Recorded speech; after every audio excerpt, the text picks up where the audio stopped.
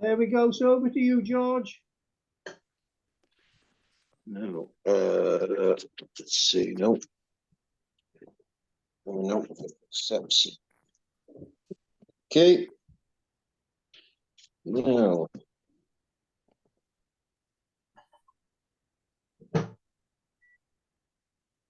Now, can everyone see camera okay? Lovely. Okay. Yeah. Look okay. Perfect. Perfect. So, suppose if there's any particular Irish wet pattern you want me to go into detail or look at, let me know. I'll probably do a Mayfly nymph tonight, and I'll do a Claret Bumble, some form of dabbler, and if we have time, I might do a Corrib Stimmulator. So couple of bits and pieces. So we all happy with that kind of fly choice tonight? Yeah. Perfect stuff. So still just doing a bit of finding bits and pieces. So excuse the noise. Oh. There we go. Oh, one thing I will say is doing the shows, I think Tim will attest to this. You can't really find half your fly tying stuff when you finish doing the show. Tell me about it. It's kind of horsed away into the storage box and then somewhat forgotten about until the next show. So I'll do a Mayfly nymph. So we're gonna go, if I can find the gold tinsel. Bet you I can't. Only we had blue Peter on. Here's one we done earlier. Oh, there we go. Gold pencil. Gosh, there we go. Sorry, 2 seconds now. I've got it on the laptop, so I can see everyone. Information. Lovely. So we're going to go with a fulling mill FM join.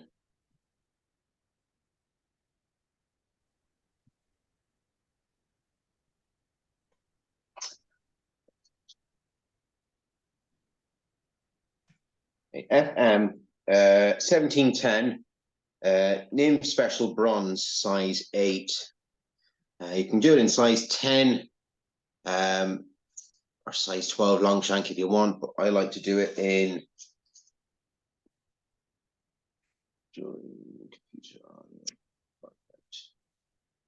okay. And audio.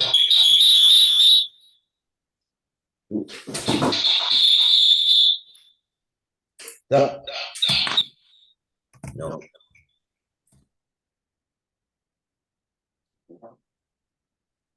Sorry, no. Was that feedback coming from me, guys? Was it?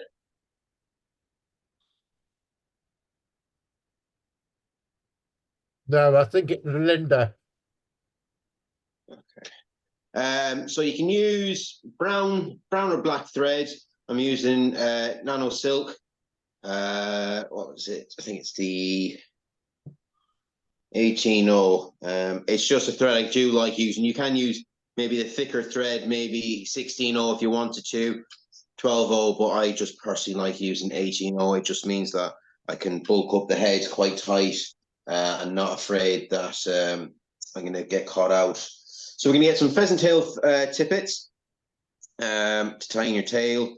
So maybe 3, 2, 3, 4, 5, 6, 7, 8. You don't have to be too particular. I just like to be that small bit particular and keep everything kind of consistent. Yeah. Tie in, so you want to bring it in just in front of your barb. So bring that there.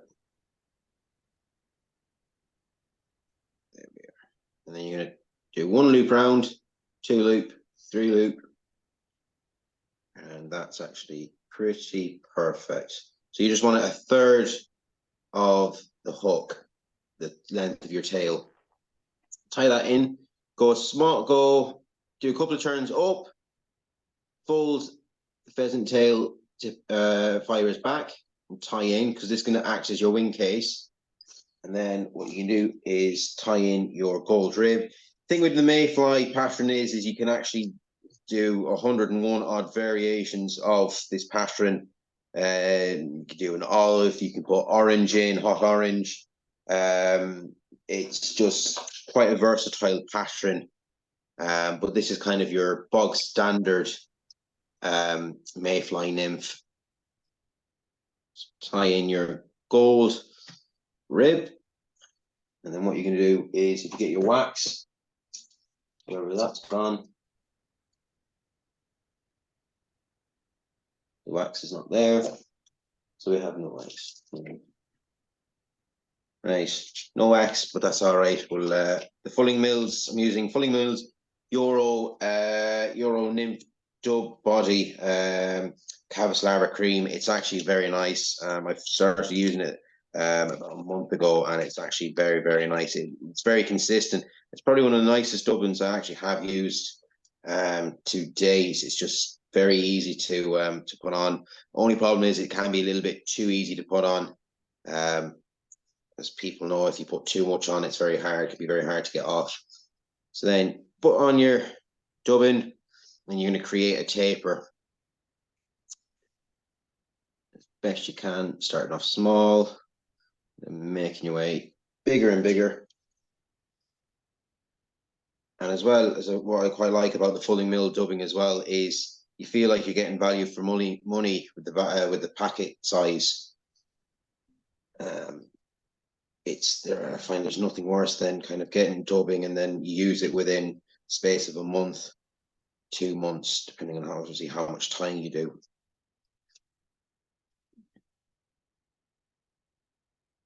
And even without wax, it is quite easy to put on. Straighten the hook, back, bring forward, more dubbing, small bit more.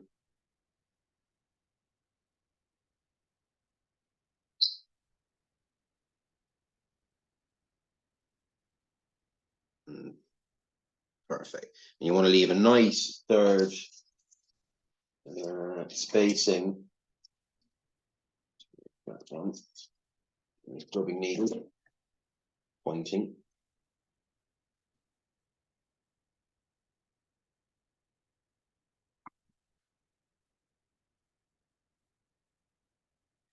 You want to leave a good third between where your body is going to end and where the eye of your hook is, because you want to put in a nice big thorax.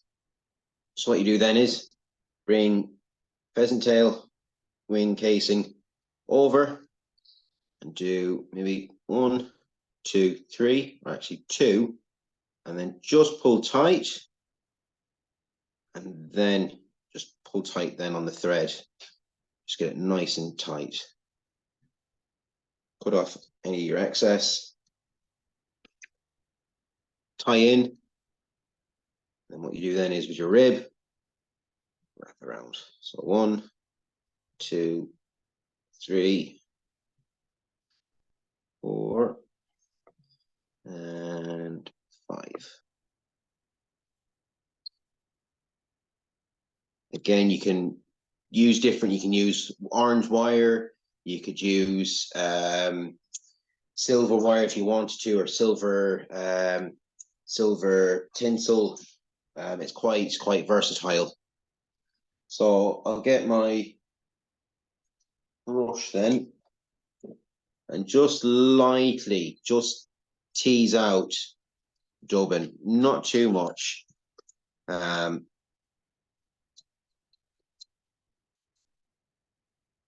Just so it looks quite buggy, and as you can see how well detailed the camera is, you kind of see just looks quite buggy.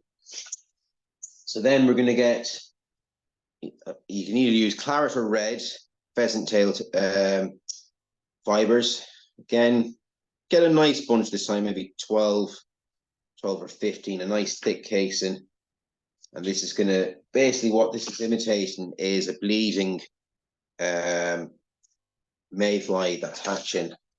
So what I like to do then is, rather than tying it at the tips here, what I'll do is I'll kind of cut it back, because what does happen is, cut it back a bit more, is that when you tie that casing in, thorax casing in, it does sometimes break. So it's just best to just tie in or cut it off a bit and tie in nicely there, and tie it nice and tight back so it kind of somewhat meets where you've tied in your wing casing, your first wing body casing. Cut off any excess. Then we're going to get some claret dubbing. I'm using Deer Creek genuine seals fur, which is like gold dust. It's a pity about not being able to get any seal fur. They banned the use of it, or banned getting it. So it's literally like hen's teeth. Again, I would wax up, but I can't find the seamy wax. But seals fur is quite easy, can put on. If there's any questions, don't be afraid to ask. And what you want to do is put a big. I'm assuming I'm still online, am I? Yeah, they're all on mute at the moment. Brilliant, brilliant. That's all right, because I thought thought for some reason my phone, because I can't see the front of my phone. I thought my phone had gone off. So if any of you guys want to ask a question, unmute yourself and then ask the question and then remute, please. So see here now where you have a nice big thorax. Don't be afraid to put don't be afraid to put big thorax on. Bigger the better, because then you're imitating a bleeding mayfly that's obviously hatching. So kind of the bigger the thorax, the better. So what you then do is the bottom, use the legs. So where is that one?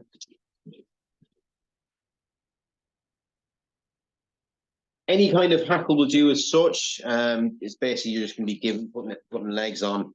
There's two methods. You can either tie it at the back and bring the hackle forward, tie in, or you can tie it at the back, hackle it, palmer it forward, or you can just do what I did doing and just kind of put maybe 2-3 turns just at the head. It's all down to preference, really. Tomato, to be fairly honest. Get a nice small enough hackle. There we go. This one's a March brown dye. Whitings. I do like a Whitings cape. I find they're far, far superior compared to likes of Mets. So all you do is slightly pull back your hackles.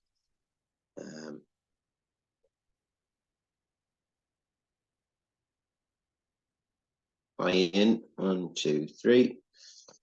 Cut off any excess. And then what I like to do is I prefer doing this by hand, because sometimes the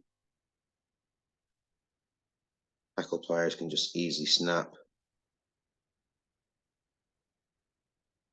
Actually, I will actually just use the pliers because my hands are a little bit sweaty. Just have to be very careful. One turn. And just pull the fibers back with each turn. 2,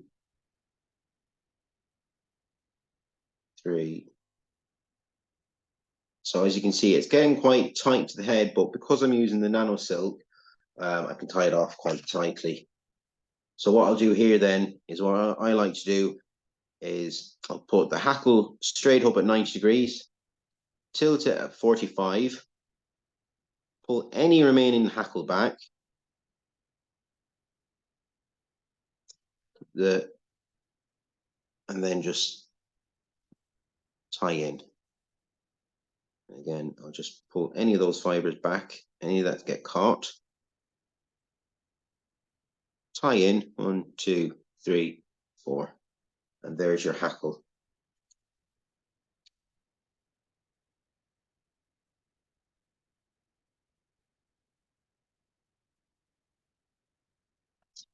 And then bring your wing casing, so your thorax casing forward. Squeeze it all together. Pinch and loop, you can. Tie in 1, 2, 3, 4. Set your wing straight, or your casing straight. Now just slightly pull pheasant fibers forward, pull the thread, and then wrap again. Put off your excess. What I'll do here then is I will, if it's either, you can obviously use either your varnish or UV resins, Deer Creek UV resins. And what I'll do here is actually I'll apply my resin first on the thread. And what I'll do then is make sure all your fibers are pushed back. I'll tie in the head completely then on the whip finish. Just that way I'm reducing bulk on the head if needs be. And as well as that, if I varnish or put the resin on the thread first, it just means there's less chance that I'll cover the eye with resin, and that means I don't have to go poking holes with it. Meaning you might crack the case. Put off, and then all you do then is UV light and set it. And that is Mayfly nymph. Simple, effective, especially this time of the year. Loch Corrib, Sheelan, Ree, Dorg, the whole 9 yards. And Melvin, this pattern will work wonders. George, do you weight the fly at all? You can do. It depends on what depth you're fishing. If you're down on the deeper depths, then yeah, what I'll do is I will have a set. I'll have a set weighted, and then I'll have a set unweighted.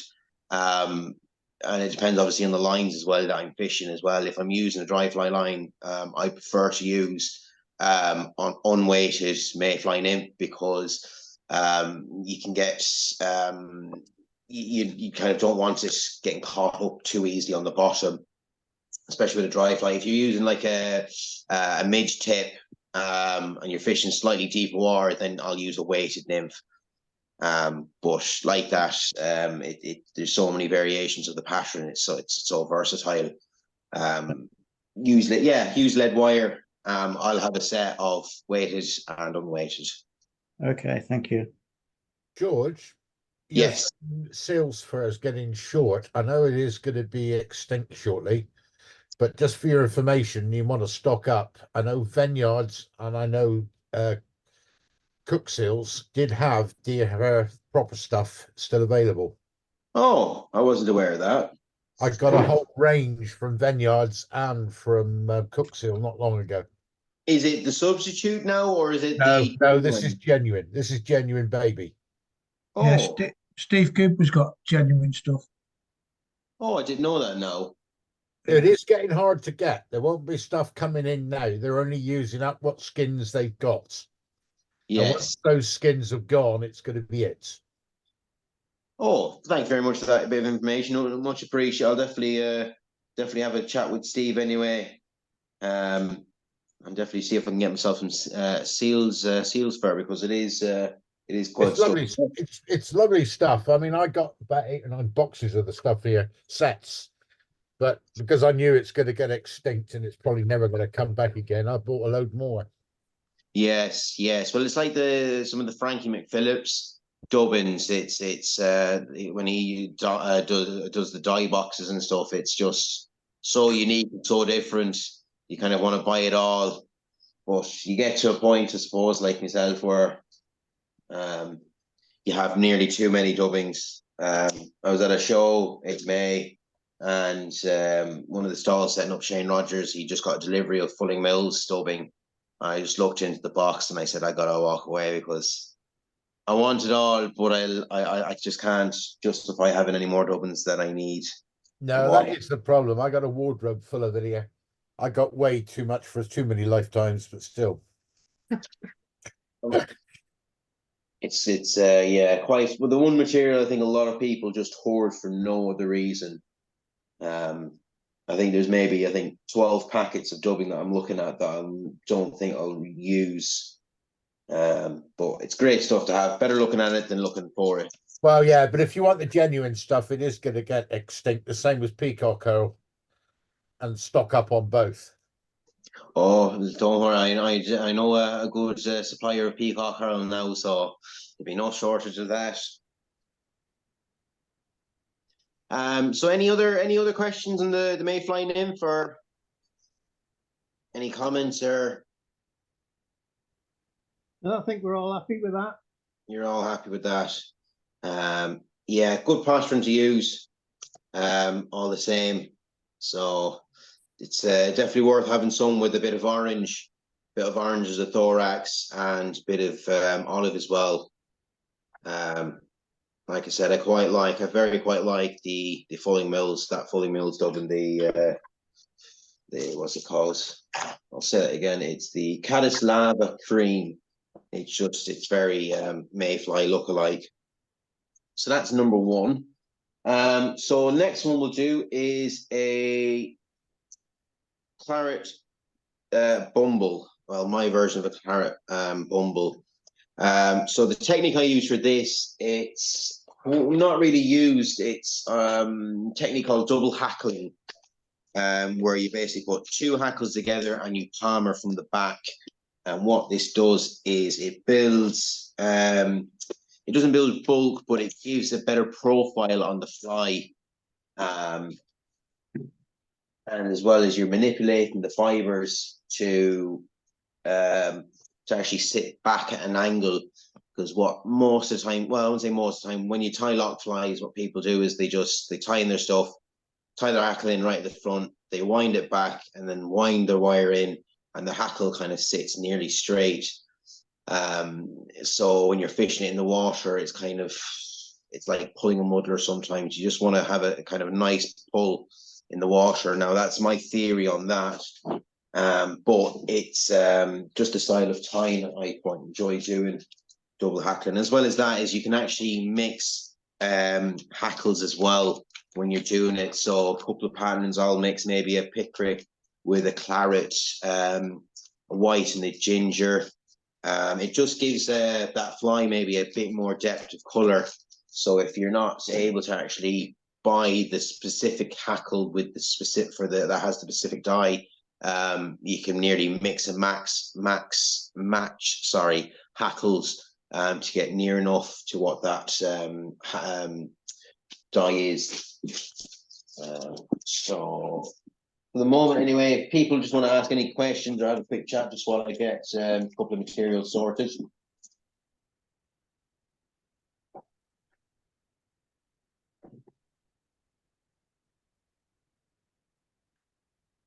Has anyone fished the lochs in Ireland? Not for many years. And what lochs were you fishing when you were over? I fished a loch right next to Killarney, and I don't know what loch it was. Oh, I think I know the one. It's not too big of a one, isn't it? No, it's the smallest water, but it was nice.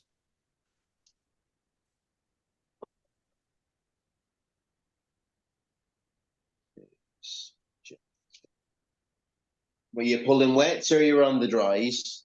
I was on dries. They were rising, so. Oh, beautiful. There's something satisfying about fishing the dries. Yeah, it's very hard not to fish dries if you see fish rising somewhere. It just, I never even bother with wets if I see fish rising, even if I can get more probably underneath. It's just nicer way of fishing, isn't it? It's quite a unique way of, especially when you get a sip and a pull and you just see that trout come up, take it, and start running with your line. Blue, I like wafting as well. Claret, I think that's a great way of fishing, wafting a fly in a boat. oh, and you're just kind of lifting Dapping, the, yeah, just letting the wind take it and putting it down again.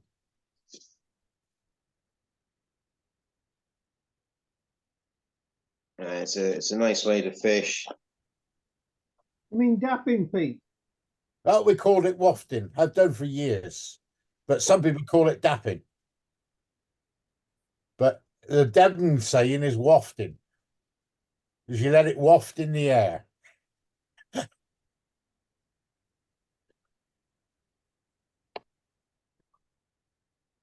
Funny how there's local sayings for the same things, isn't it?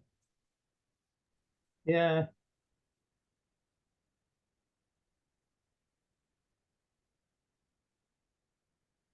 I think the Scottish call it wafting as well, don't they? I believe so, because I was over in September and over last September up in Assynt with Stuart Smith, and that's how he always said, because we were on the float tubes, and he said, "Make sure you waft your fly before you go for the second cast." And I was like, "What?" Yeah, I think I'm not sure where it came from, but I've always known it as wafting. And I think then, I did hear it called, dapping a few years later, but. No. Right. So this is going to be a Claret Bumble. So obviously tying your thread again. I'm going to use black. Blue is sometimes nice to use. It's kind of a hot spot. So that's what I've got to get. So no. What size hook, George? Orange. 2 seconds. No. To really organize my box after the show. Again, anyone that's done the shows will attest to this. You kind of just don't want to see any bit of fly time for a bit when you've done these shows.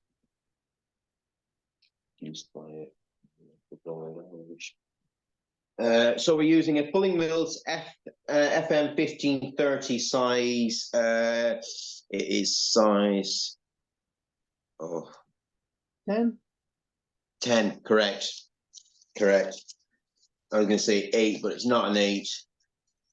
Sorry, it was one of those absolutely chaotic days in work. Somehow everybody has managed to get the flu, which is bananas.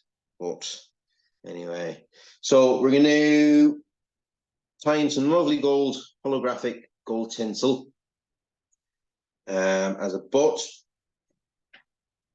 Obviously, the traditional way is there's no butts, it's just pheasant tail tippets, golden pheasant tail tippets, gold rib, claret hackle, claret body, and then blue jay as the head hackle. But as I said, this is my version of it, and this was actually very successful in Scotland when I was fishing in September. Very, very popular. The trout just went bananas for it. Tie in all the way kind of near to in front of your barb. And what you do is a couple of wraps then. Not too big of a boat.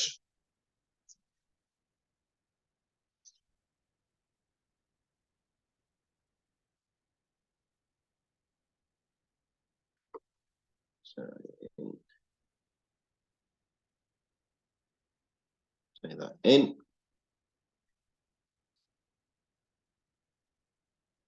Cut off your excess. So, and then you get your pheasant. I'm using hot orange from Steve Cooper, pheasant tail, or sorry, pheasant tippet. What you want to do is you want to measure up your two, where your black barbs are. It looks pretty spot on. Again, if anyone has any questions at all, just jump in. But this now, I don't particularly count. I just like to take a big bunch. Just cut. No.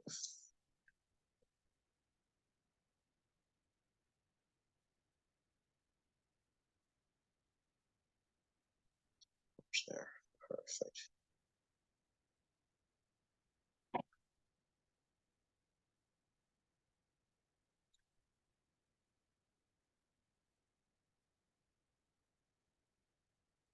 Pinch and loop then.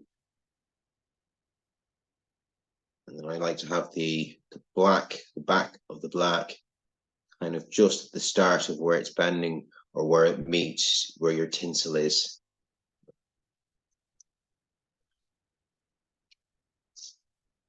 Cut off any excess.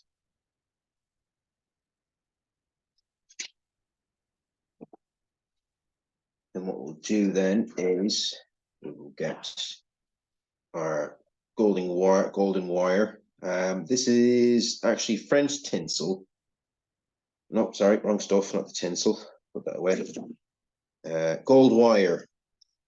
It's kind of a triangular shape to it.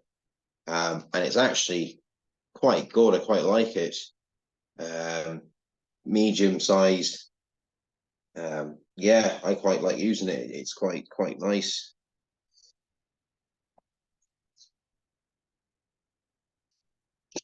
And what I'll do as well is make a little crook like that. The reason for that is basically, even if I have the thread waxed, which I don't, sometimes I found that I have too much tension on when tying in the wire. And what will happen is the wire will just slip. So we're going to tie that in front, wind back, and then we're going to tie in our claret hackle. So this is a grade 2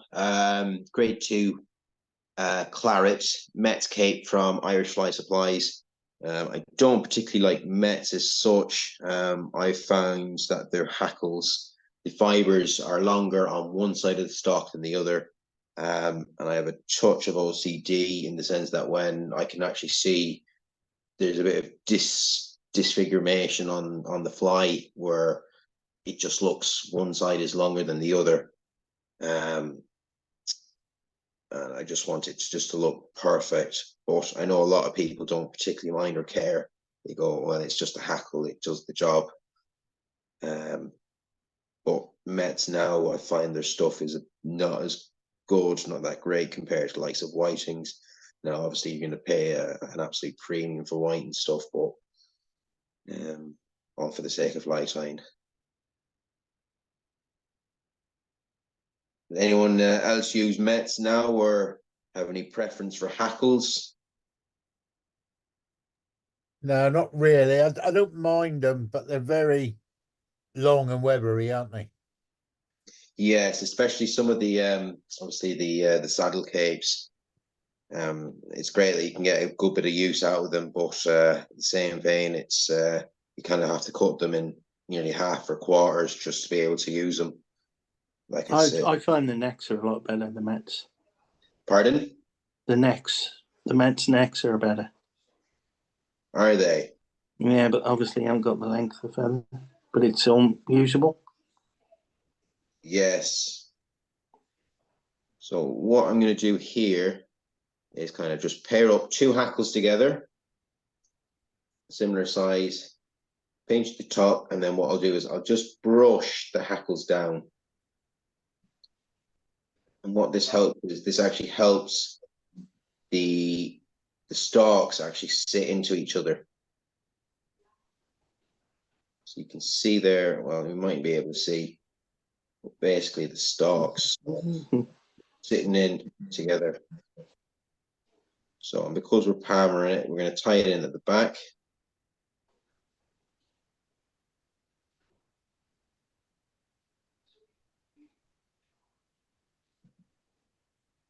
What I'll do is, rather than tying it right at where the spacing is, between the hackles here and the hackles that I've pulled back, what I'll do is I'll actually tie it. Where is my needle? Can everyone see that okay? Or Yeah. so I'll tie it actually here, so there's a few hackles actually kicking back at the end of the hook.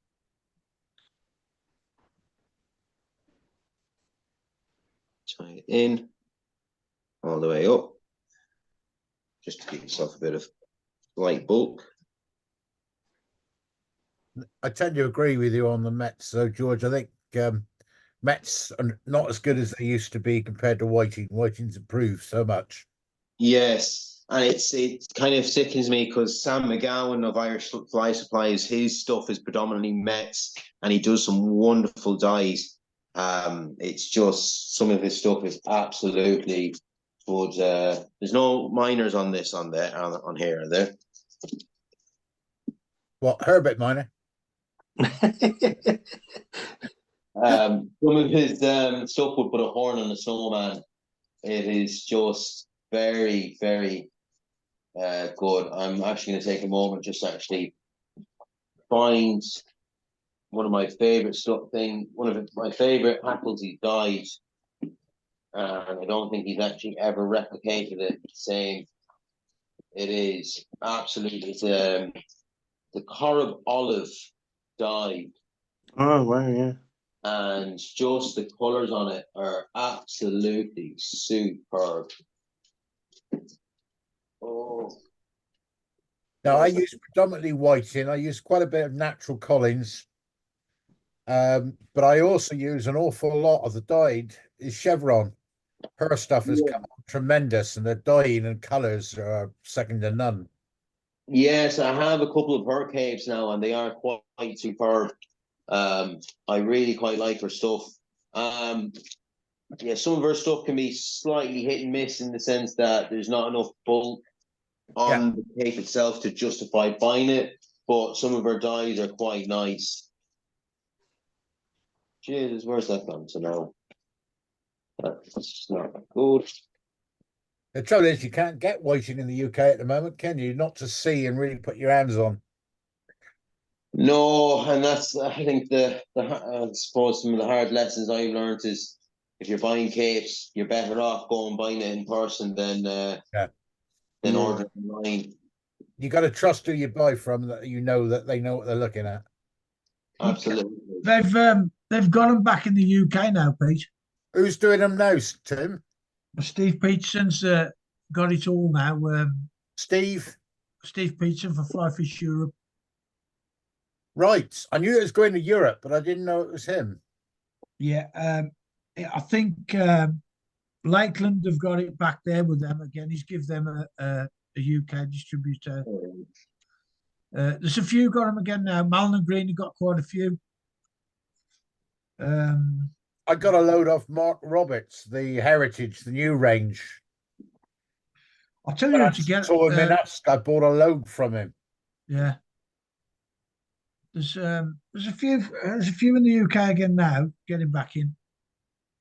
I got too many now. Yeah, I know.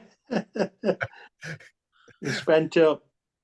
Well, it's spent up. The trouble is, you see a nice one and you can't leave it, can you? No, that's right. No, you know full well you're never going to get that exact same cape ever again. No, that's the problem. You see something nice, you got to buy it. You regret it if you don't. Yeah, that's right. That's what I tell the wife. Well, I'm not sure where that cape has gone to. I'm sure it's somewhere. I'll probably have to reorganize my entire box. I'm just hoping it didn't go walkabouts. Because, as I said, he hasn't really replicated anything since. That's slightly worrying. But anyway, Claret, great to Claret, easy dub from Irish Life Supplies. It's all right stuff, but the dye is actually pretty spot on. Best if you obviously put some wax on it, does help. Throw on your dubbing. Is that seals for a base as well? I believe so. It's kind of a quote unquote substitute without saying it's an actual substitute. I don't think Sam has actually kind of said it is a seals for substitute. It's just yeah. I wouldn't consider it a seals for substitute. It's nearly too leggy and too kind of yeah, slightly too thick for it to be considered a seals for substitute. But it's a dub in it. It does the job that we need it to do. So tie in, make sure you leave a nice bit of room at the head for your hackling. Pull off any excess. Brush any of your fibers back. Make it nice and clear. So what we're going to do is double palmer. What I recommend, if anyone is going to have a attempt at this or a crack at this, don't use hackle pliers, because what happens if you use hackle pliers, you could lose tension on one hackle, and you'll find them once you actually have the hackle tied in and then cut off, there's actually a bit of movement in one of the hackles. So I always suggest doing this just by hand. that's why you like saddles. Well, either or, if it's even if it's head hackles or even the saddles, the necks, I'll always kind of use my hands if I'm double hackling rather than using the hackle pliers, because again, you don't want any form of movement. See, like I have the tension there. I know it's not going anywhere because I'm tensioning it with my fingers. As well as that is you're going to be doing a lot of movement and brushing of the fibers with each turn. So what I'll do is pull these fibers back, and as I turn, I'm going to pinch the hackle with each turn. Lift up, lift the hackles up and back, pinch, and you're basically just manipulating the hackle fibers. So see how already it's sitting back.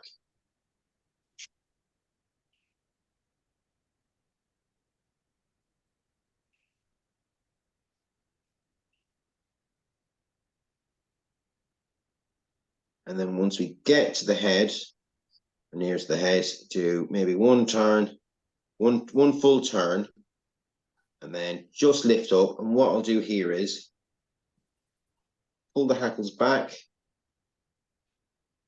pinch them, pull the hackles at a 45-degree angle. So I've still got a pinch of hackles. What I'll do then is I'll tie them in. So it just gives you a few more hackles. 2, 3, 4, 5. So no movement in that whatsoever. So can you see how all the fibers are now pushed back in kind of a cone shape? If you just tied it at the front and kind of wound it back, tied in your wire, your hack will be more or less kind of standing straight. So by doing that technique, and you can see as well how there is a bit of a profile on the fly itself by putting 2 hackles on. So what we'll do then is we will, because I can't really turn my vise, this hackling might go not the way I want it.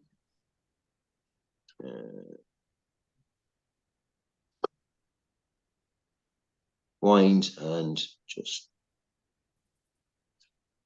best you can. Obviously pick through the hackles.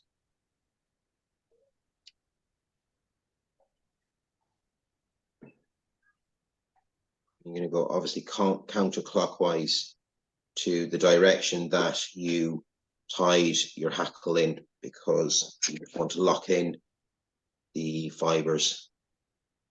And what I'll do then is maybe half a little loop around, tie that in, pull around.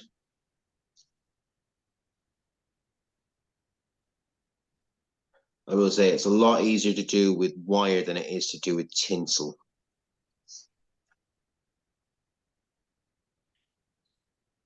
And that's your wire tied in. Now it is probably a bit tits up on that, on the ribbing. That's because I can't actually turn the device the way I want it to because of the tripod, so please ignore any little mistakes like that.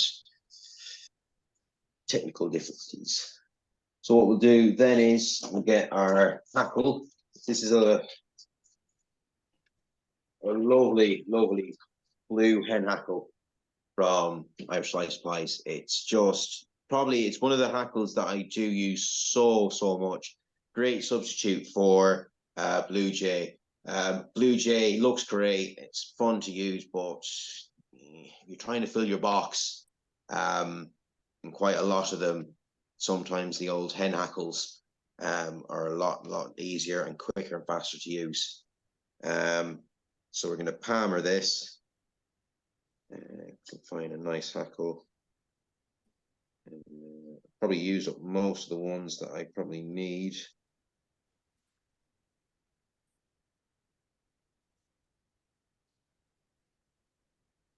That's the one.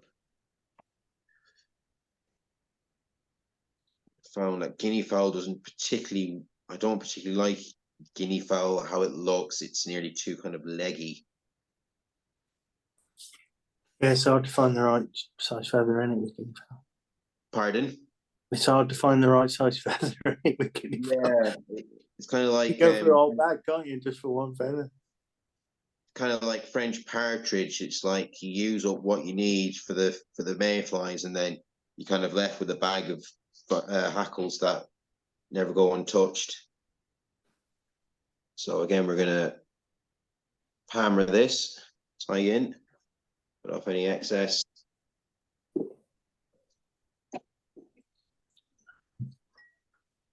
Hackle pliers, then brush back your fibers. And we'll probably get maybe 2 turns out of this, which is okay. 1 turn.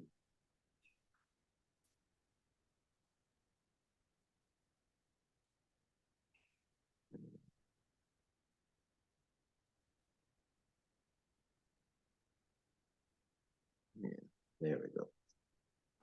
Push your fibers back, pinch, 45-degree angle, and then tie in. Now, what I add in then is red goose biots. Can't seem to find them, no idea where they are. So we're going to go with orange instead. But I find the red goose biots work very well as cheeks. You can use jungle cock, but I'm of the opinion that, I don't know, jungle cock is just far too expensive for what it is. Do you ever use sunburst? Sunburst, goose biots. No, no, I haven't. But I'm sure it would work all the same. Yeah, I do. So what I'll do then is I'll put them back to back then, or facing each other, and just kind of cut off at a slight angle like that. And then just one in that side.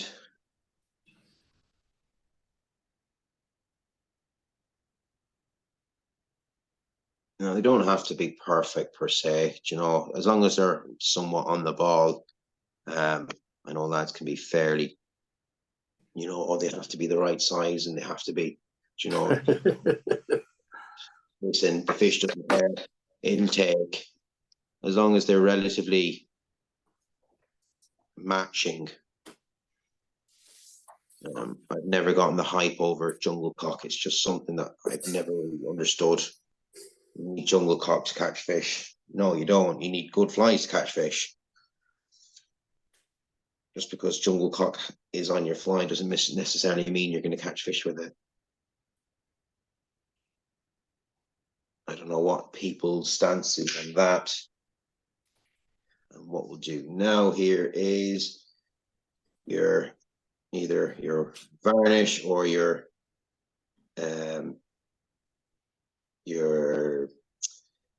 UV resin, and then we'll whip finish whatever my whip finisher is.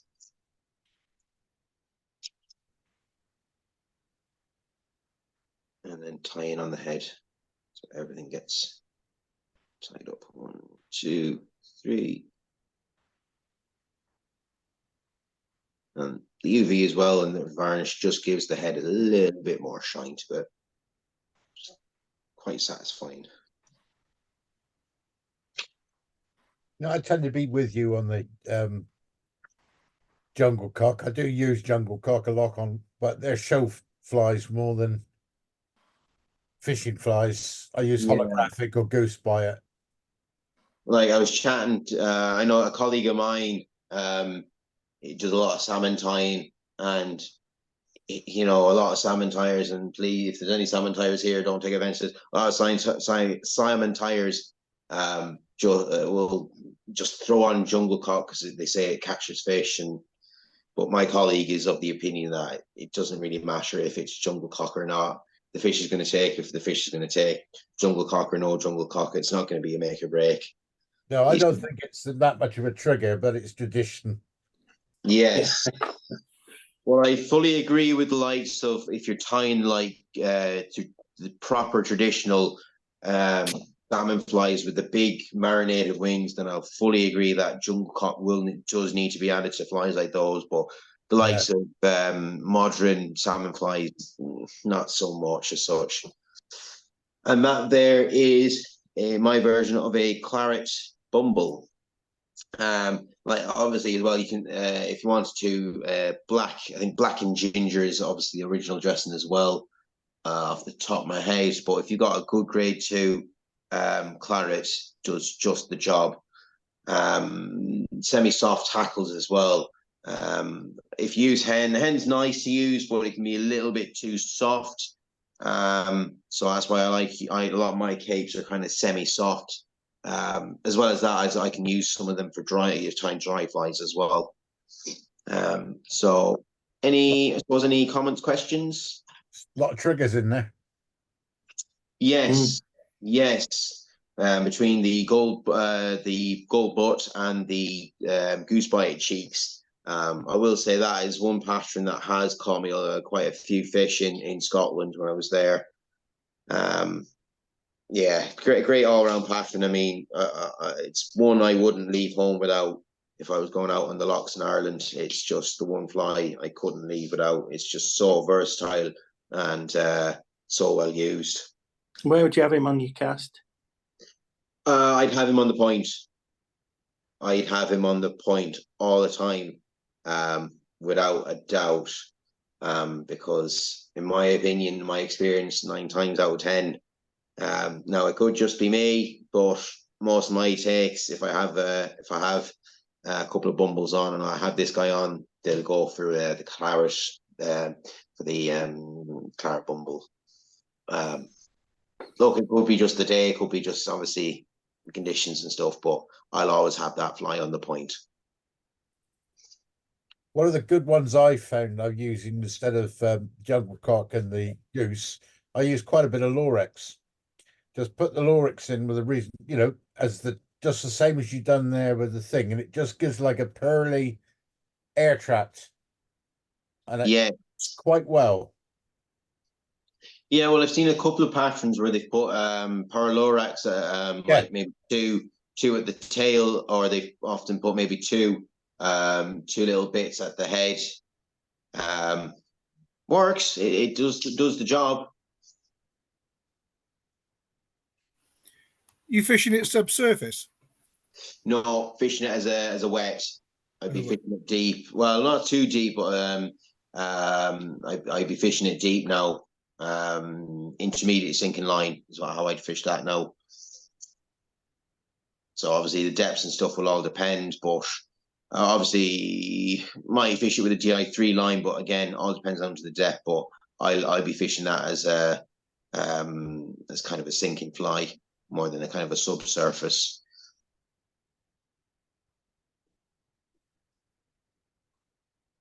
Oh, everyone happy with that pattern? Yeah. Yeah, lovely. Yeah, nice pattern. Brilliant.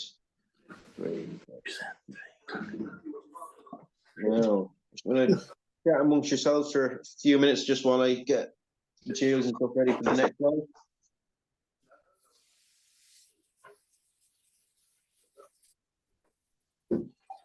When you over to Ireland next, Tim?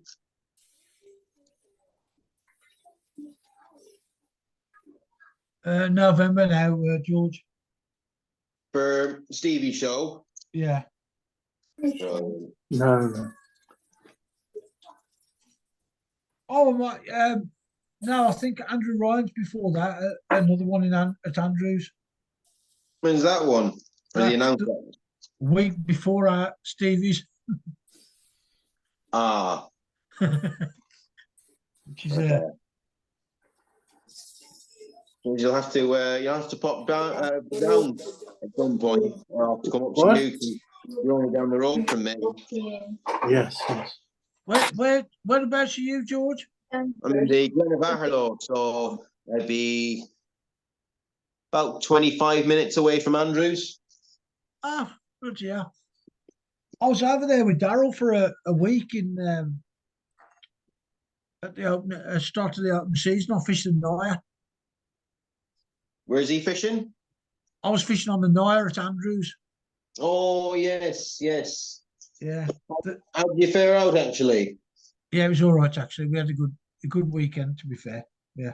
I heard you were trying to explain to people about the pub house. Oh, man. Someone else, eh? That's something special, that is. Oh, it's as Irish as it gets, isn't it? Oh, I've never seen nothing like it in my life. It was a dry weekend, Tim, if you were there with Darryl then.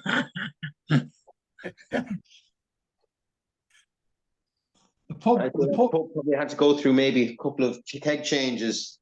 The pub George is on about, it's in the middle of that. There's nothing there, is there, George? Pardon? That pub, there's nothing there. It's just stuck in the middle of nowhere. Just bleakness, nothing there. In fact, it's somebody's house, really. It's like a house, isn't it? But it's a pub, though, that has a house. Yeah. What next? Do is for me.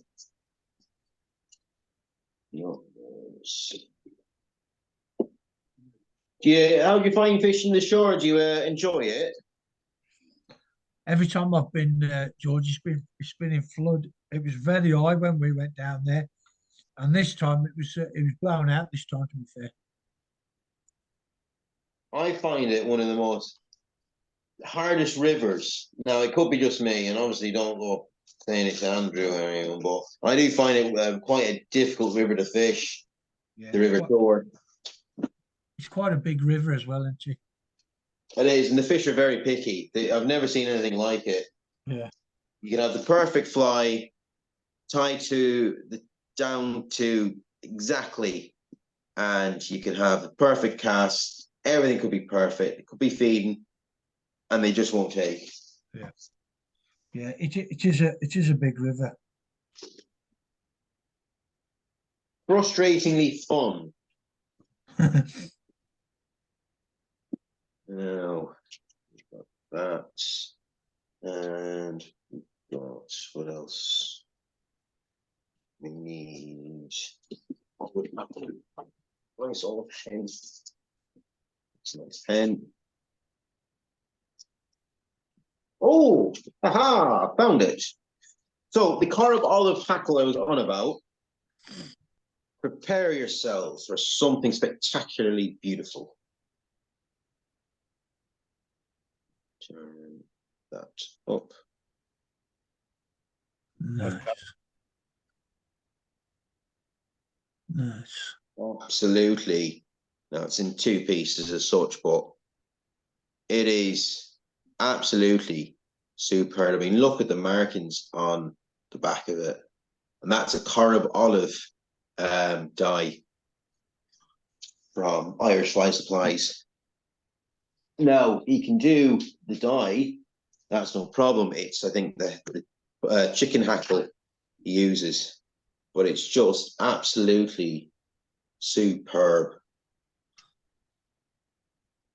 That's Irish Supplies. Irish Fly Supplies, yeah. Sam McGowan.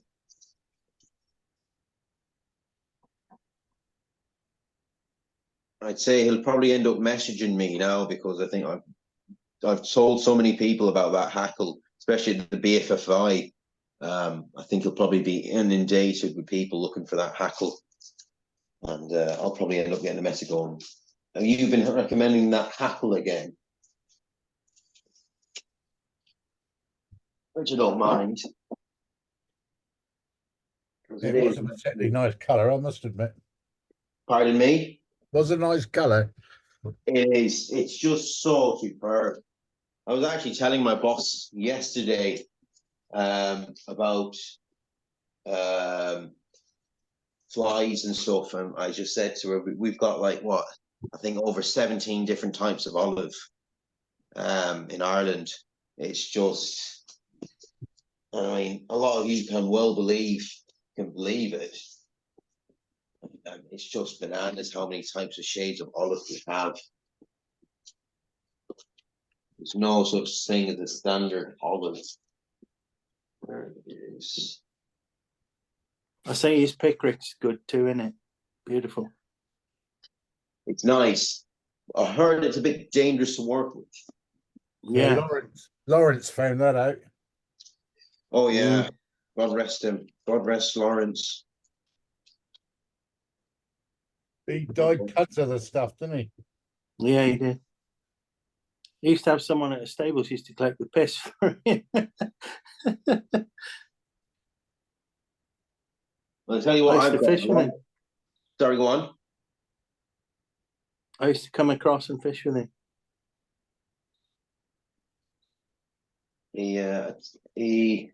What do I have? I've got some of his leprechaun dubbing.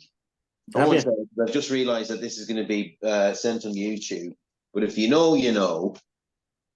Well, I've been fortunate enough to actually have some of his leprechaun dubbing. He must have found a lot of leprechauns to harvest it, though, surely. Good old open season for him. Leprechaun, he called it. They live down the road from his house in Moore.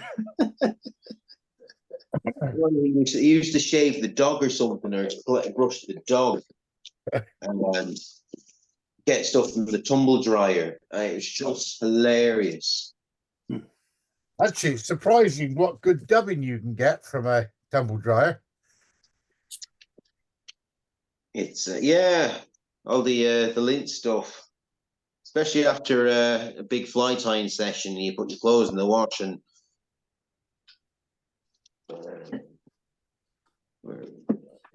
So I'm going to tie a stimmy if I can find that.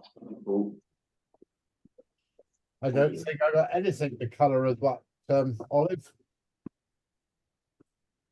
Sorry.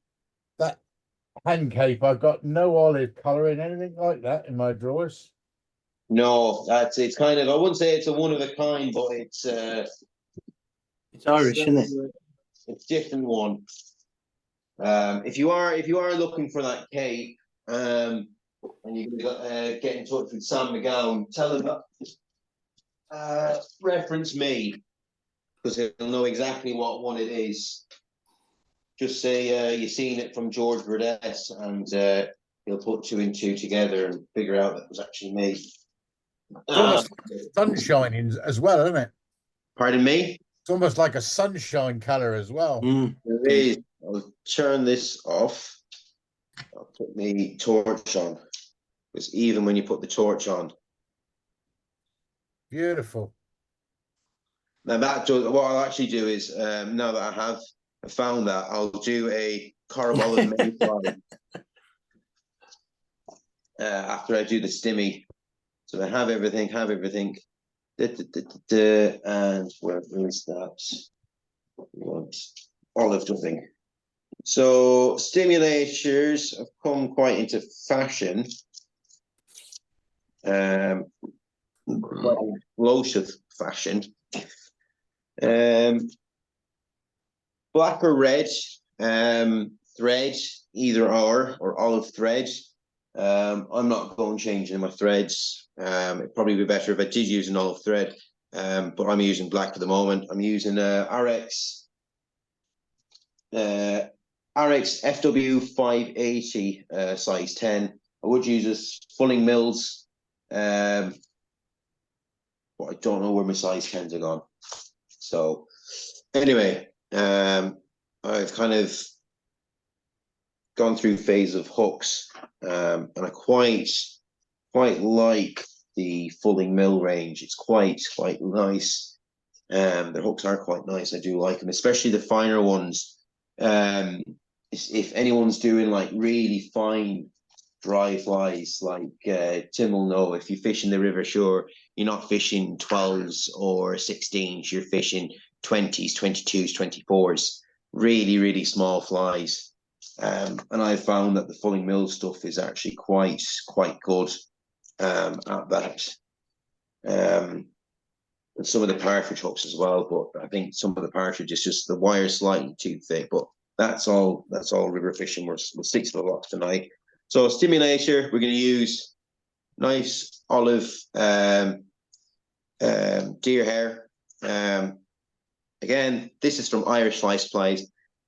I have used quite a bit of different companies' deer hair, and I found that the Irish Fly Supply stuff is actually some of the best stuff I've ever used.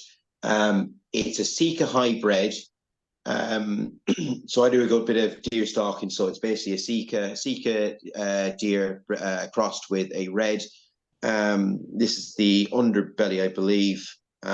It's not too stiff, but it's not too soft. So it's actually ideal for the likes of your stimulators, or even some of your muddler passions as well. And with this Sam stuff, what I found is that there is absolutely feck all underbody fur, which drives me up the walls. There is nothing worse. There's a couple of companies, which I won't name, that do deer hair, and it's just all you're doing is brushing underbody hair. Best time, actually, if does anyone here do any deer stalking or anything like that? Yeah, I do. I'm sure you know yourself. The best, if you are looking, or you have friends that shoot deer, best time to get deer actually is in the summertime, in like June, July, when there is absolutely no fat on the hide, and when there's no underbody or no underfur in the hide as well. Because obviously it's not winter time, so they're trying to keep cool. So you'll find that there's no underbody hair in any of the summer hides. So if you know anyone out doing their deer management this time of the year, I'd say try and save yourself a hide. Now it's not always in great condition, but in saying that, you'll have a lot less underbody fur to kind of brush through and go through. So little tip and trick there. In the West Country, we're quite warm, so they don't have a huge increase in the winter down here on it. What temperatures would it get to in the wintertime? How cold would it get? It can go down to freezing, but I expect last year the average was probably about 10. And do you find then would there be much would there be much fat on the hide? Yeah, there's still quite a bit of fat even on the winter ones. Yeah. We still got a lot of grass. The grass this year hasn't stopped growing all year round. Oh, don't get me started. I was saying to my head gardener today, she needs to put some special chemicals to actually reduce the growth of the grass because it's just getting out of control. She won't do it. She doesn't particularly like it, but I'll bring her around when it gets to a point that it's out of control. But yeah, the grass has gone mad. Warm temperatures. It's just been very wet, but nothing stopped growing. Good for plants. I know that much. Yeah, if anything, they're still late because we usually have a very warm spring down here, and the spring has been perhaps the coldest spring we've had for a long time. So what you want to do here is slightly measure your tail. I would recommend waxing your thread. Obviously, I can't find my wax, but we'll work through it. Pinch your deer hair quite hard. What I'd also recommend using as well is if you're not used to working with deer hair, use your 12-0 or maybe 8-0 threads, because if you go up to 16, which I'll show you in a second, if you pull too tight, what will happen is the thread will just break straight through it. Is that dyed exactly the same color as the cape? No, it's the cape itself. Cape, which cape now? The Corrib Olive? The deer. Yeah, it's the Corrib Olive. No, it's a different. I'm not sure what. I think it's a Melvin. I could be wrong. I think it's a Melvin olive. Right. Okay. I'm not sure off the top of my head. It might be Corrib actually. I can't remember. I don't have an actual tag in it. He sent it down to me for a sample. It looked very similar from here, but perhaps it's just the camera. Might be similar enough. It might be Corrib Olive actually, but I don't think it is. It's deer hair to dye different anyway, doesn't it? Yes. That I actually love using his deer hair. It's just phenomenal. It's really, really nice. Cut off any of your excess then. You're actually, no, you don't. What we'll do here is pinch and tie, pinch and tie, pinch and tie, just two out there.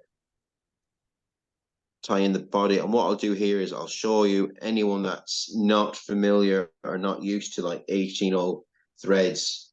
This is what will happen. So if you pull too hard, it'll just all put off. Now, granted, that's actually a nice, easy way to actually, rather than cutting it, you can just easily do that. So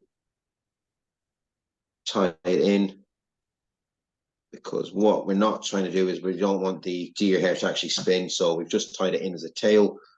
So what we'll do then is we'll get our gold wire again. Make your little crook.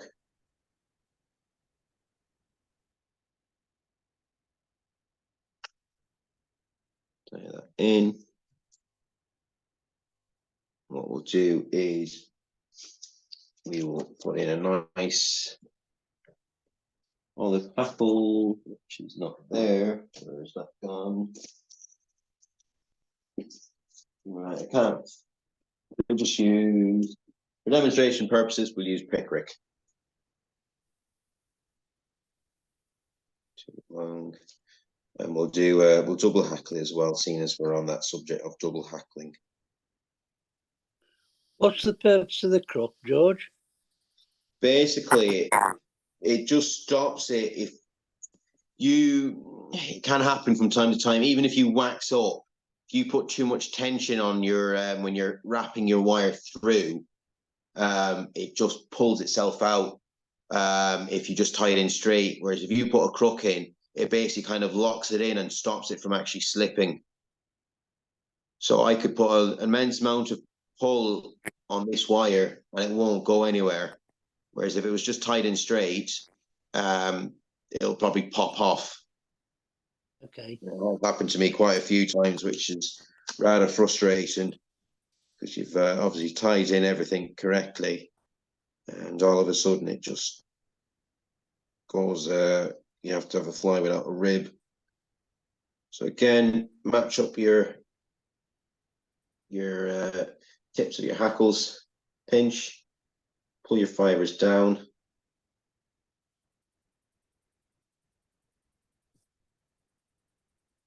And then basically start kind of aligning your stalks then center to center.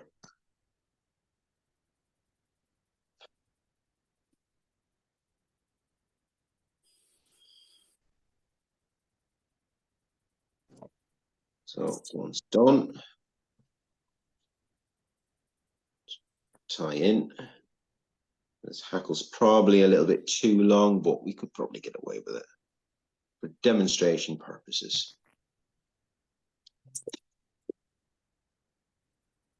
Cut that off.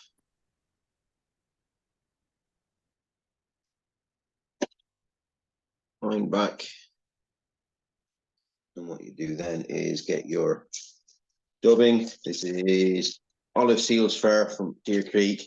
It's got a little bit of tinge to it, which is quite nice. This is actually probably one of the nicest olive dubbins I've used. Nice.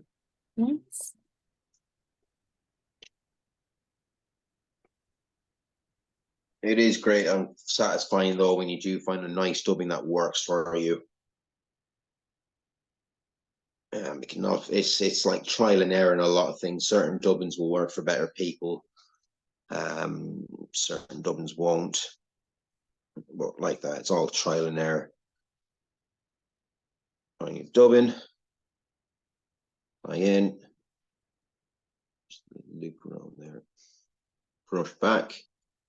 And make sure you leave a good spacing because you're going to be putting on a front hackle as well as your wing, your deer hair wing. So pinch and fold, pinch and fold,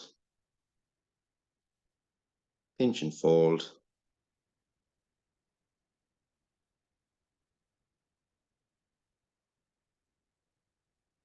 The front, we'll do one turn and just lift up. What we'll do then is, again, pull your fibers back, pull forward, 45-degree angle. Any hackles that get caught. Brilliant. 1, 2, 4, 5. Pull the hackle a small bit. Pull all your threads.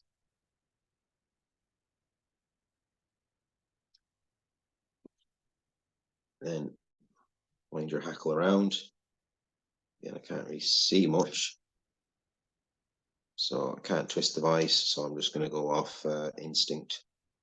It's all being hackled nicely. Nope, it's not.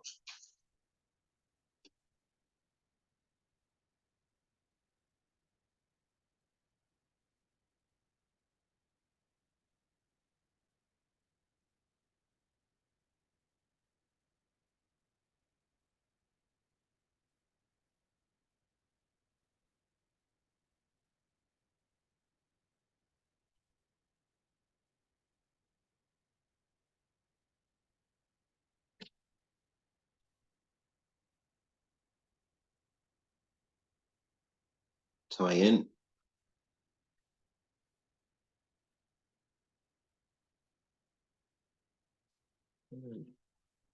And cut off. Then get another bit of deer hair. Not too much, not too little.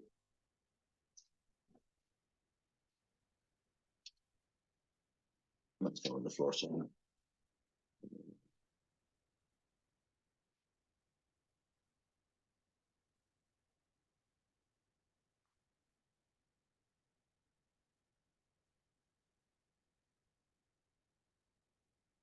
So I've had to do no brushing there, just a quick flick to get any of the fibers, loose fibers out.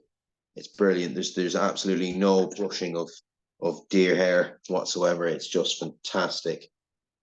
So then put our wing on.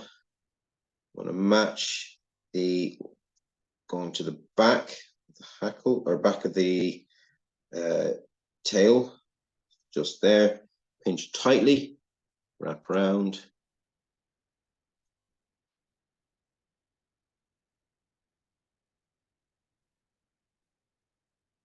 Just tie in. Just wind back, keep winding back.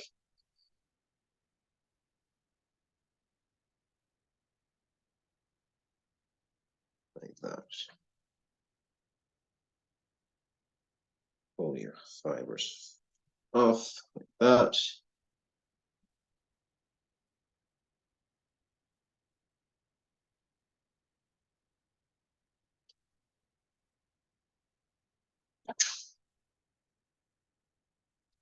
Tie that in just ever so slightly, so any of the taller spiky bits that you've missed. That.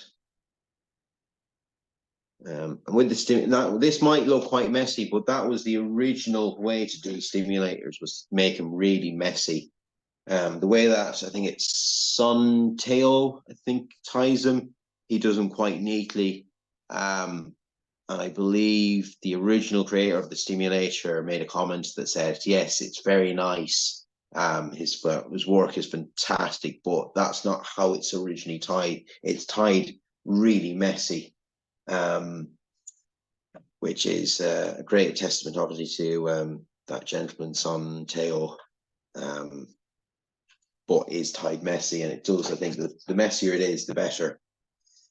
And then what we'll do here is we're going to put a grizzlecock hackle as the head hackle. Find something a bit longer. Bingo.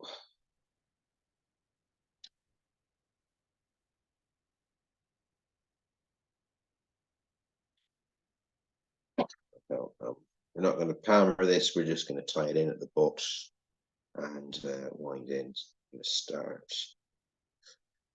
just about there.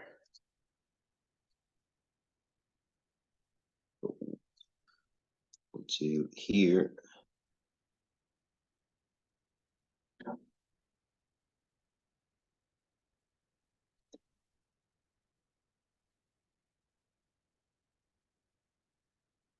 Add our dubbing. So we're going to put some claret dubbing on. You can put orange, Stimmulator. It's quite a versatile pattern, just like the Mayfly nymph. It's just so versatile. Different colors, different hackles. It's just such a great pattern. Different colored heads as well. I think Jackie Matten likes to use a lot of red on his patterns now. Couple of turns. 1, 2. Pull the fibers back again. Tie in. Again, this is why I kind of like using the nano silk, because I can get in so tight to the head.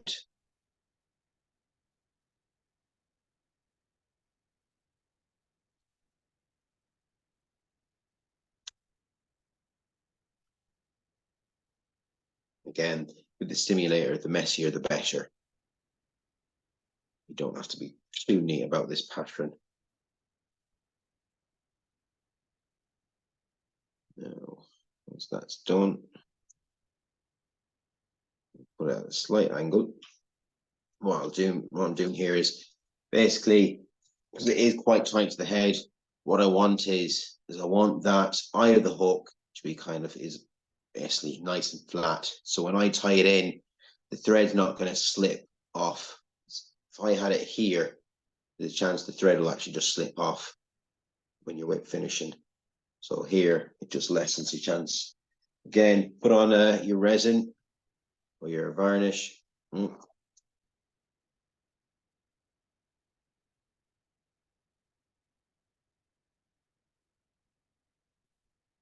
Here, fine diamond UV resin. What I'll do is I'll use my middle finger and my thumb and my index finger to basically pull those fibers back best I can. Build the head, clear the head, and also whip finish the head as well.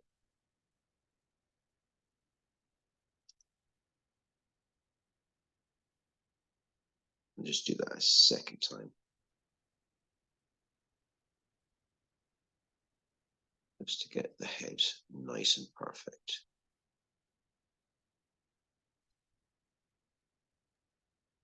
George, you say you're using this one on the lakes. Is this one? Lochs, lakes, yeah, anywhere and everywhere. It's quite a popular pattern at the moment on Loch, Arrow, and even Corrib itself. It's quite a popular pattern. Fish it as a dry, gink it up to the max, and it just works absolute wonders. Yeah, my simulators look nothing like yours, but I only ever use a simulator on a river, and I use it for when I'm fishing New Zealand style.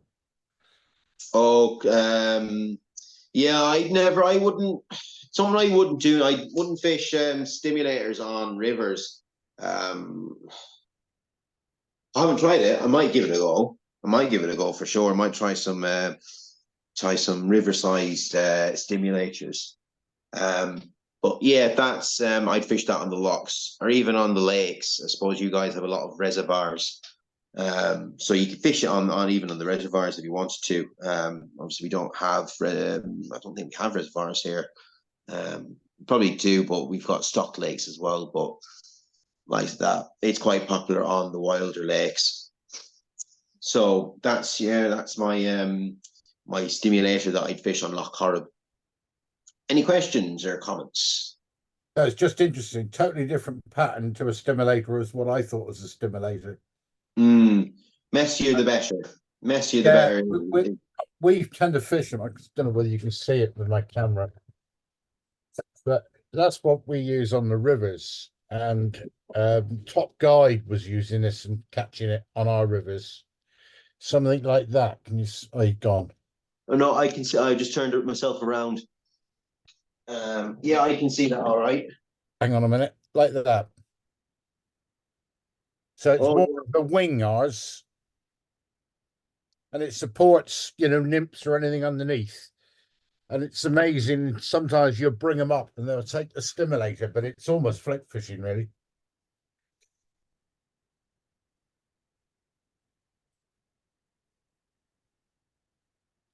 Do you use simulator? Oh, okay.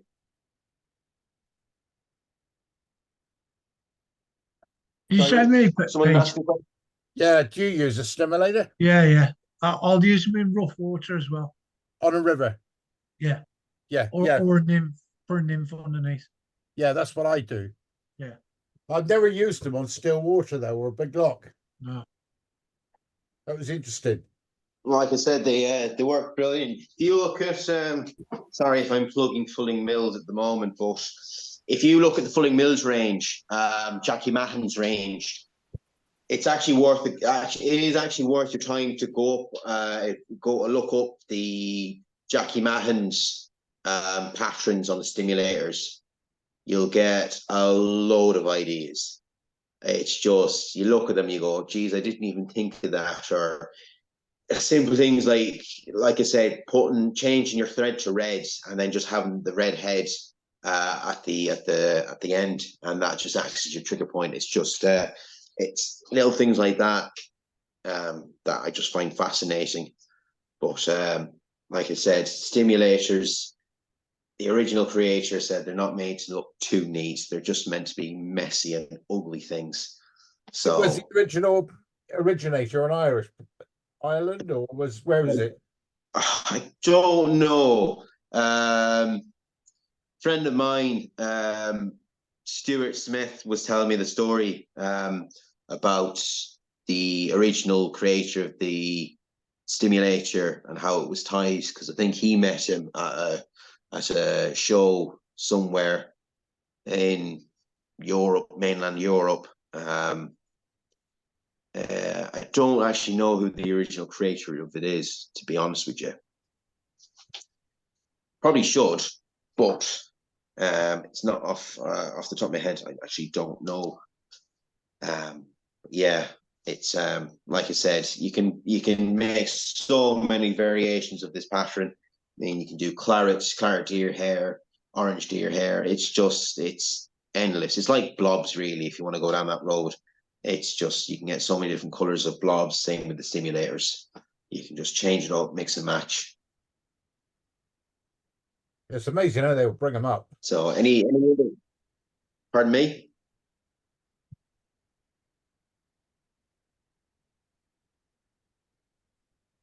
Hello?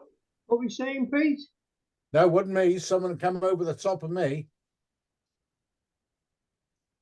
Someone else. Certainly. Oh, well, when you're fishing it dry, you can definitely see it in the water. It's actually a great pattern if you want to kind of use it as a sight fly as well. If you're fishing maybe buzzers, if you're fishing buzzers maybe, or if you're fishing wets and you need something to kind of just sight where your line is, it's actually a great pattern to use as well. Maybe something bright and orange.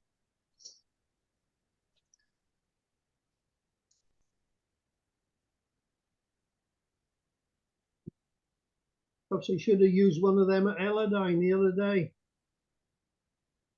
Yeah. It was Jim Slattery who designed that, and Randall Kaufman. Say again, Paul? Jim Slattery and Yeah. Randall Kaufman. Oh, two of them designed it. Well, created it, yeah. It's supposed to represent adult stoneflies, caddises, and grasshoppers. There you go. Every day school day. Absolutely. That's the joys of fly tying now. You'll never get bored of learning. Now, on my final fly, I will show you my Corrib Olive Mayfly. So let's see, where is the other? 2 ticks. I'm just going to go get some yellow thread or yellow gloss.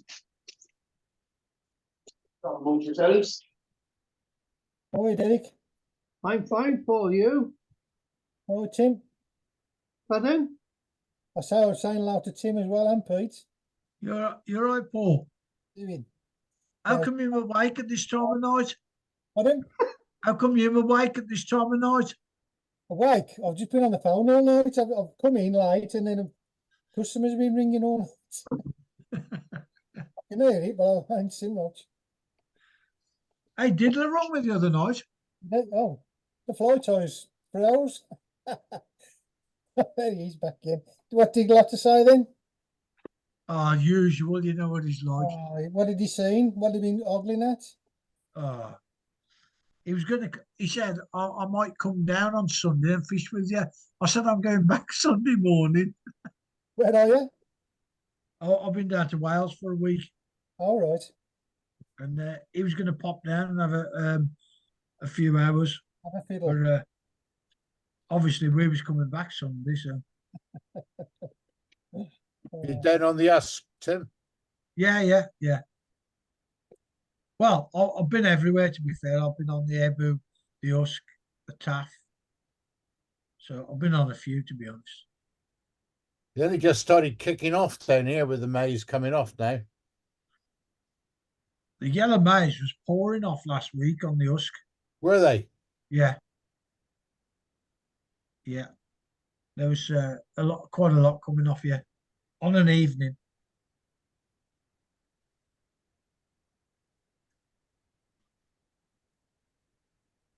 Yeah, I had my first fish this week on a May on our river. Yeah. No. So this is my Corrib Olive Mayfly. Size, we're going to go back to the fulling mills. You can use 8s. Probably 8s would be better. 8s or 10s. Long shank, preferably. So what I've changed my thread actually to simplify 12-0 classic waxed medium olive. It's quite a nice thread. So tie in all the way down.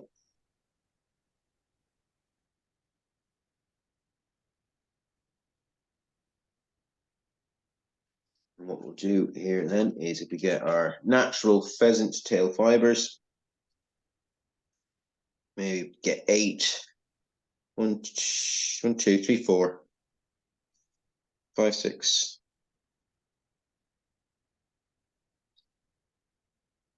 7, 8.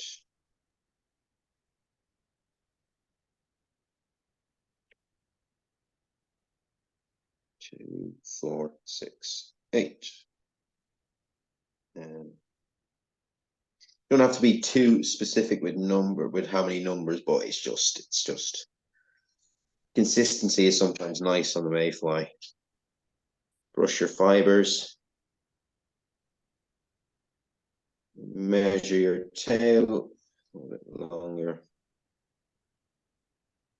And what I'm doing is I'm going to be measuring it from just behind the eye to where the bend starts. And that's how I'll have my tail length. Like that. So it's nice and long. Tie in the pheasant tail.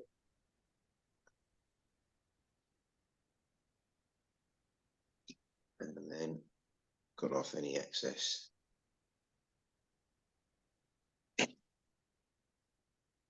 Wind the way down. And what you're going to do here then, Semperfi yellow floss. This stuff is absolutely phenomenal on this pattern. Cut length and then double it over. George, is that floss on a roll? Yes. They're all colours. Pardon me? Do they do different colours, yeah? They do. They do some really saucy fluorescent. They do a really nice fluorescent orange. Shade 4 is probably one of my favorite ones. Shade 4 fluorescent orange. They have a hot orange as well. They do some, is that it? That's not the S4, but that's nice fluorescent orange that they have. But they do some very nice flosses now, nice shades of flosses. Oh, thanks. But this one in particular, it is quite nice to use on as the rib. Now this is kind of in the style of a Gosling, but there's going to be no body hackle at all. It's just basically body, rib, and two head hackles. So I found my wax. Even though it is wax thread, I'd like to always add a bit more. Another little plug to Fulling Mills. These dubbing boxes are absolutely phenomenal. I've used the plastic little dubbing containers, and I just find that because I've got big hands, it's just so awkward trying to pull out dubbing. These are just absolutely perfect. I really do like these, and the magnet on them is really strong as well. So sorry if you're getting a bit tired of me plugging companies and stuff, but it's just, if I can help someone out, I think I've helped someone out. It makes my day, because these are just absolutely so easy to fill and use. And as well as that, you can actually put the name of your dubbing on the front. Because I'll probably be getting a few more, because this is my dry fly one, and these are all my wet fly dubbings. So it's quite a collection. So I'd like to put them into the Fulling Mill boxes. So yeah, absolutely well worth their weight in gold. Are they pricey? Ooh, don't know off the top of my head. I can't remember what I paid, because obviously I'll be paying euros. So I don't know off the top of my head. I can't remember what I paid for them, but it wasn't too expensive. It was reasonably it wasn't cheap. It was kind of in between cheap and expensive, if that makes if that's of any help. But in my opinion, it's worth it. It really is worth it.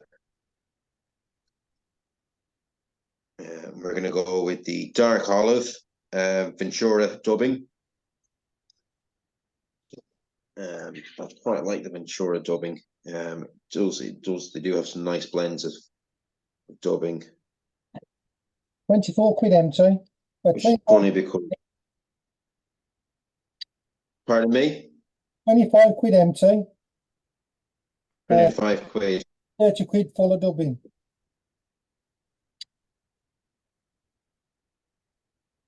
£30 for the dubbing box, is it, Tim? 25 for the empty. 30 quid Oh. dubbing. Oh, okay. So there we go with them. Like I said, people might think it's a bit pricey, but I mean, like I said, it's worth its weight in gold. It's just such a nice box to use, and like I said, because I've got quite big hands, it's just easy to pull out and pluck out. So for an extra £5, you get a box full of dubbing. Yeah, different ones that did a dry fly and all kinds of. I don't think they've released that one yet in Ireland. What, the full of dubbing? Angling I think active. so. Angling active. Andrew has them, has he? You know what they say about big hands, don't they? Big gloves. Mm.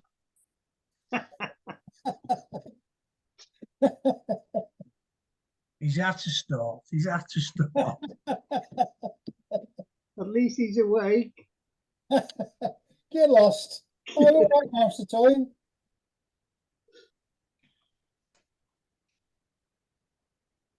Anyone think I went to sleep a lot? No one's falling asleep tonight. Cheers, I hope not. Cheers, a big reflection of my flight time anyway.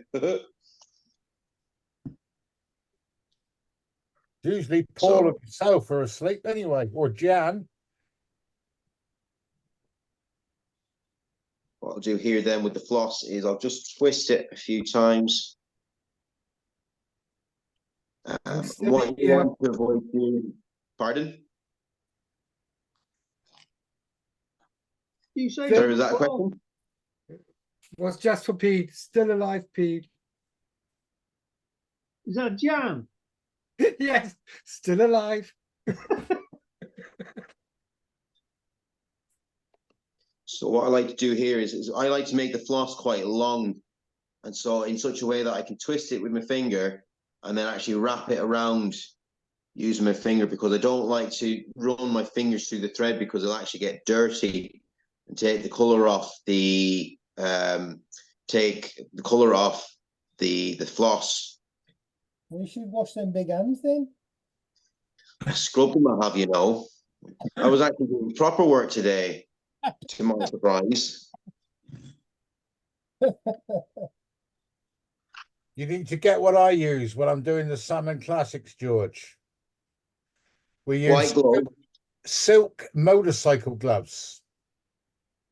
Motorcycle. When do you bloody wear And silk? they're not dear, but you don't go onto the silks or anything. It's just smooth as silk. It's what motorcyclists wear underneath the leather gloves. Who wears silk motorcycle gloves? Yeah, silk motorcycle gloves. Never. Yeah, Glyn Williams Stops the uses silk them. getting dirty. Yeah, I bet you bought a job lot off the Black and White Minstrel Show, didn't you? Yeah, look, Jasmine. Jasmine pure silk gloves. All right. It doesn't matter the white stockings either. There's something quite sinister going on here. What silk gloves? We're going for wanking as well here. What you do in your own time, Pete? It's up to you.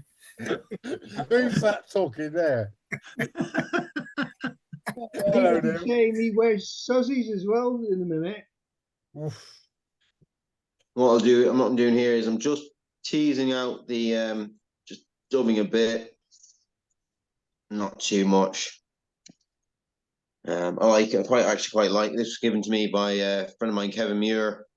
Like a wire brush.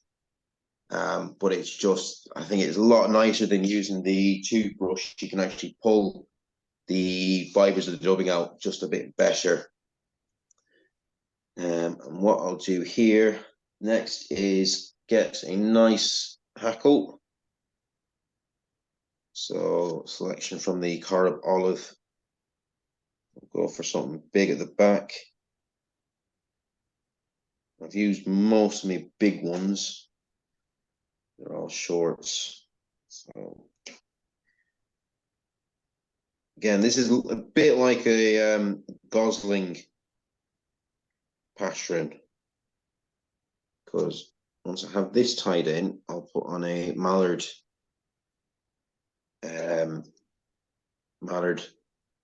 hackle.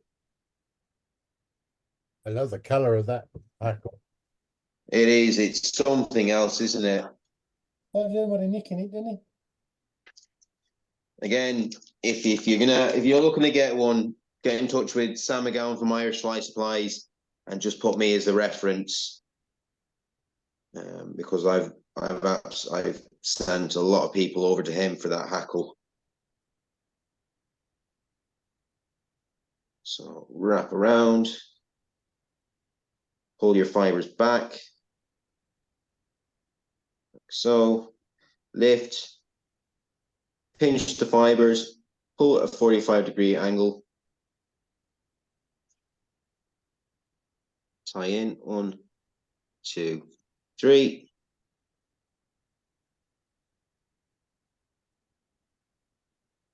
And 3 turns.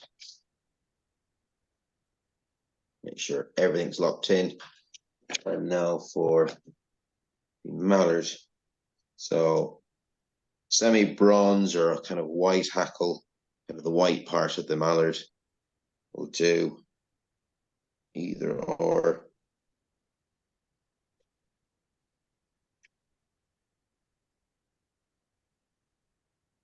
Three, 4, tie in, cut off your excess. Then pull your fibers back. We might just do 1 turn.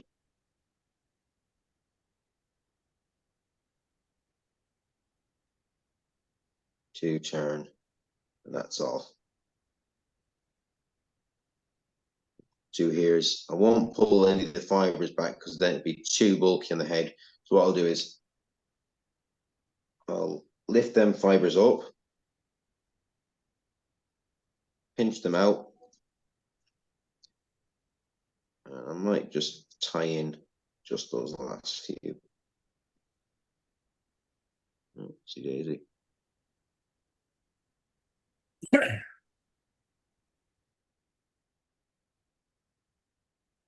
Tie in.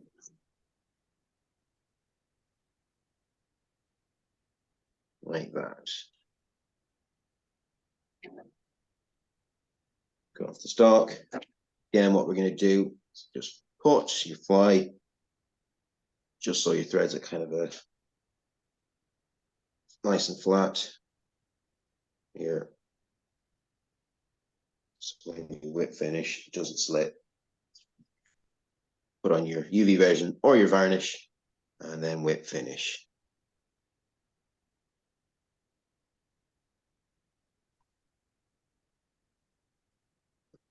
And that broke off because I didn't clear my. But I'll actually tie that back on because no my luck, I'll throw that into a box and it'll start unraveling when I go to use it. Murphy's Law, isn't it? Yep.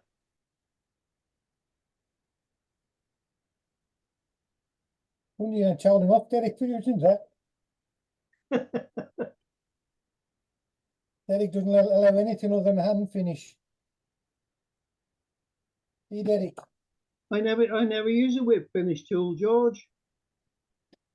No, I'm going for my app guy this year, and it's something I will have to learn is to use other whip finishing tools. What do you use? Do you do it by hand? Yeah, always use my fingers. I'm going to do finishes as well. Behave, Paul.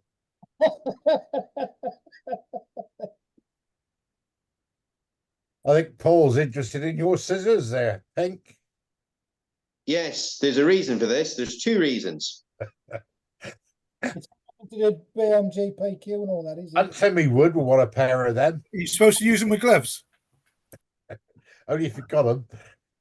So first reason was because they were for raising funds for casting for cancer. Is it casting or catching for cancer? Either are casting for cancer, basically for breast cancer awareness. And second reason is because at the shows, when you've got a messy desk and you're trying to talk and you're doing demonstrations, you're always looking for your scissors. So Yeah. because they're bright pink, you can't miss them. It's just impossible not to miss them. I know I see them straight away, even if the desk is messy, because they're bright pink.